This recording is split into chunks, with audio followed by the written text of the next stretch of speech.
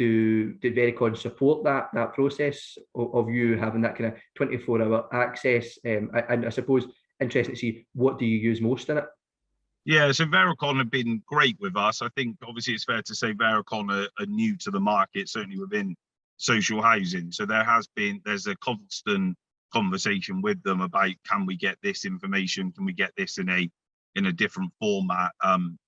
We've also recommended a couple of things that they could potentially, in their R&D side, actually have a look at implementing. From the information we've got, we've suggested a couple of things that if they could look to bring out would further enhance, in my opinion, the offer, the product that they're bringing to the market, and something that obviously I can't say too much because we spoke to Vericon about it, but yeah, a few things that we think, now we've used it for sort of 6 months or so, if it could do a few extra things, it would probably fill another hole in the market which currently isn't being sort of serviceable, if you like, to social housing maintenance divisions, and us having our internal division. So all of our responsive repair work is done in-house, so it means that information flow for us is far simpler.